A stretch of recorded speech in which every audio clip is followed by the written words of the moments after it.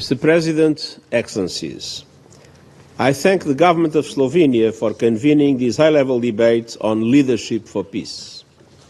The topic is rooted in a fundamental truth. Peace is never automatic. Peace demands action, and peace demands leadership. Instead, we are seeing deepening geopolitical divisions and mistrust. Impunity is spreading, with repeated violations of international law and the UN Charter. Conflicts are multiplying, becoming more complex and deadlier. All regions are affected, and civilians are paying the steepest price. From Gaza to Ukraine to Sudan and beyond, wars green dawn, suffering grows, anger deepens, lives are upended, and the legitimacy and effectiveness of the United Nations and this Council are undermined. Mr. President, Excellencies, leadership for peace requires action in at least two key areas.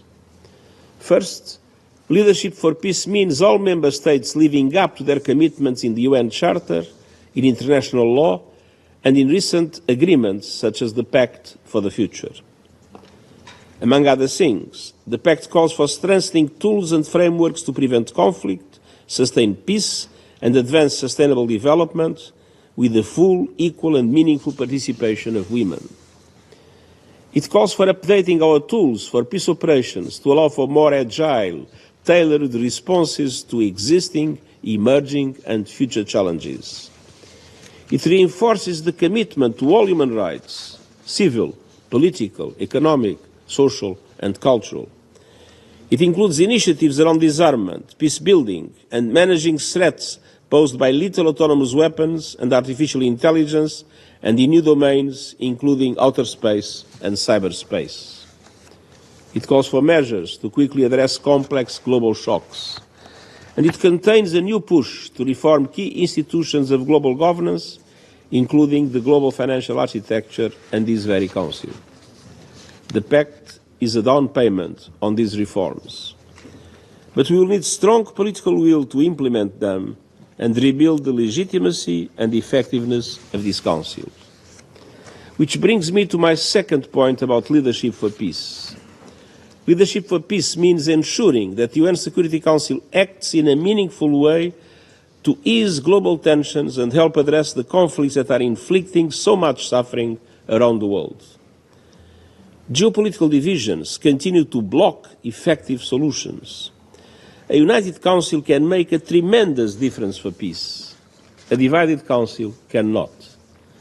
It is imperative that Council members spare no effort to work together to find common ground, and it has proven capable of doing so in some key areas. From currently overseeing 11 peacekeeping operations on 3 continents, involving nearly 70,000 uniformed peacekeeping personnel, to resolutions that help keep vital humanitarian aid flowing to the world's hotspots, to the landmark Resolution 2719, which provides for African Union-led peace support operations authorized by the Council to have access to UN-assessed contributions, to the groundbreaking resolutions that recognize the clear implications of peace and security challenges on the lives of women and youth, to this Council's growing ties to regional and sub-regional organizations to foster consensus and peace. These examples and more prove that forging peace is possible. When you consider the most difficult and intractable conflicts on this Council agenda, peace can seem an impossible dream. But I strongly believe that peace is possible if we stick to principles. Peace in Ukraine is possible by following the UN Charter and abiding by international law. Peace in Gaza is possible by sparing no efforts for an immediate ceasefire, the immediate release of all hostages, and the beginning of an irreversible process towards a two-state solution. Peace in Sudan is possible by sending a clear message to the warring parties that all members of this Council, including the 5 permanent members, will not tolerate the horrific violence and desperate humanitarian crisis being unleashed on innocent civilians. Mr. President, Excellencies, The situations on this Council's agenda are complex and do not have quick fixes, but the scale of the challenge should not deter us. Our only hope for progress on peace is active collaboration and unity among Council members. Today, I call on all members to live up to this great responsibility and to the promise of the UN Charter.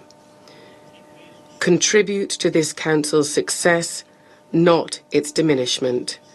Let's ensure that this Council serves as an effective and representative forum for peace, today and in the years to come.